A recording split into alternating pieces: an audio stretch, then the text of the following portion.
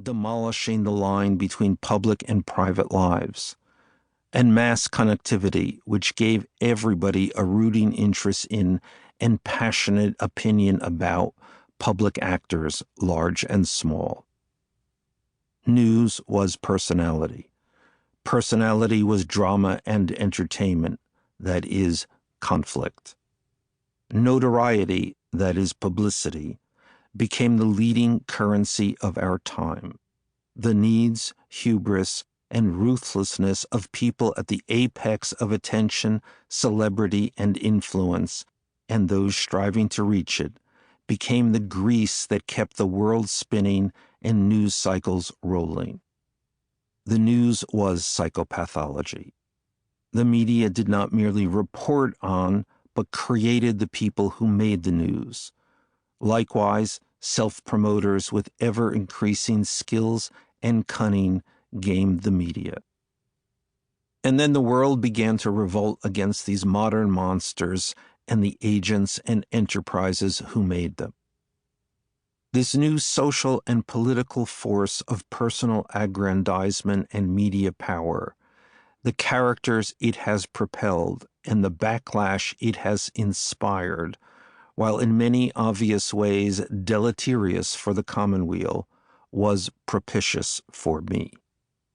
As a journalist, my interest wasn't so much subject-specific, politics, healthcare, prison reform, tech, for instance, as it was about how we live now. This vast, unquenchable thirst for attention among people I knew or was able to get to know precisely because they wanted public attention and I could help confer it, has been, to say the least, a compelling window through which to see the world. Icarus, anyone? In the shadow of this celebrity culture, there slowly grew a finer understanding of how this need and quest for attention changed not only the people seeking it and the institutions and technology providing it, but the body politic itself. We expect a show, heroes, villains, life and death.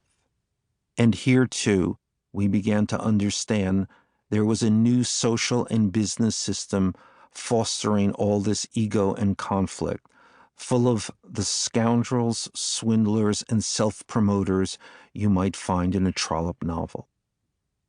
If you are lucky as a writer, you get to match your interests, sympathies, hankerings, and fears with the culture of your time. I have had more than just a passing or arm's-length relationship with many of the figures in this book. We were interested in the same thing, or more to the point, I was interested in them, hence they were interested in me. Everybody knew that most likely, if not explicitly, I would write about them, and yet they persisted in talking to me. Still, many would come to carry a grudge about the fact that I ultimately did write about the things they said to me. In my experience, the worst thing you can say about a social climber, and almost everyone in this book is a determined social climber, is that they are a social climber. It has always confused me why the obvious, the emperor's nakedness, is not obvious to all, and why we all cannot acknowledge the underlying comedy.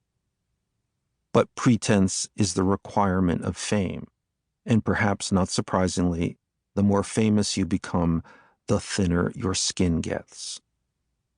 Almost everybody herein has been burned, often badly, by the fame they have sought. Opprobrium, humiliation, prosecution, jail, even death.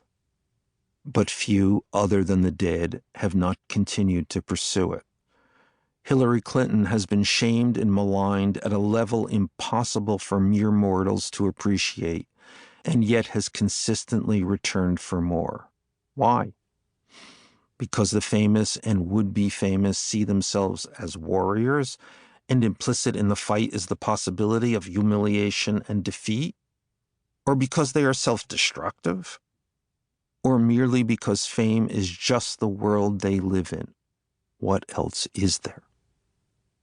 Several years ago, at one of the regular luncheons hosted by the British satirical magazine Private Eye, long dedicated to the pursuit of the overweening and famous,